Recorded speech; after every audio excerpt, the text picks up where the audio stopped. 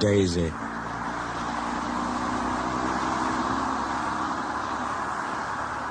The Fat Controller stood on the platform. Percy and Toby watched him anxiously. "Here," he said, "is Daisy, the diesel rail car, who has come to help while Thomas is, indisposed." "Please, sir," asked Percy, "will she go, sir, when Thomas comes back, sir?" "That depends," said the Fat Controller. "Meanwhile, however long she stays, I hope you will both make her welcome and comfortable." "Yes, sir, we'll try, sir," said the engines. "Good. Run along now and show her the shed. She'll want to rest after her journey." Daisy was hard to please. She shuddered at the engine shed. "This is dreadfully smelly," she announced. "I'm highly sprung, and anything smelly is bad for my swerves." They tried the carriage shed. "This is better," said Daisy. "but whatever is that rubbish?" The rubbish turned out to be Annie, Clarabelle, and Henrietta, who were most offended. "We weren't supposed to be insulted," they fumed. Percy and Toby had to take them away, and spend half the night soothing their hurt feelings. The engines woke next morning, feeling exhausted. Daisy, on the other hand, felt bright and cheerful. "Yee-hoo! Yee-hoo!" she tooted as she came out of the yard, and back to the station. "Look at me," she purred to the waiting passengers.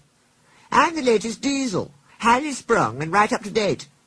You won't want Thomas's bumpy old Annie and Clarabelle now." The passengers were interested.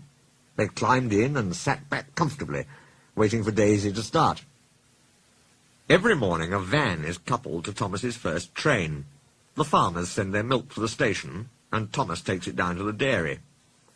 Thomas never minds the extra load, but Daisy did. As soon as she saw that the van was to be coupled to her, she stopped purring. "Do they expect me to pull that?" she asked indignantly. "Surely," said her driver, "you can pull one van." "I won't," said Daisy. "Percy can do it. He loves messing about with trucks." She began to shudder violently. "Nonsense," said her driver. "Come on now, back down." Daisy lurched backwards. She was so cross that she blew a fuse.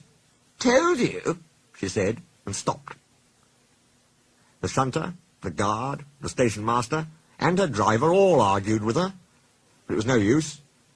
"It's fitter's orders," she said. "What is?" "My fitter's a very nice man. He's interested in my case. He comes every week and examines me carefully. 'Daisy,' he says, 'never, never pull. You're highly sprung, and pulling is bad for your swerves.'" "So that's how it is," finished Daisy. "Stuff and nonsense," said the station master. "I can't understand," said the shunter, "whatever made the Fat Controller send us such a feeble..." "Feeble," spluttered Daisy. "Let me..." "Stop arguing," grumbled the passengers. "We're late already." So they uncoupled the van, and Daisy purred away, feeling very pleased with herself. "That's a good story," she chuckled. "I'll do just what work I choose, and no more." But she said it to herself.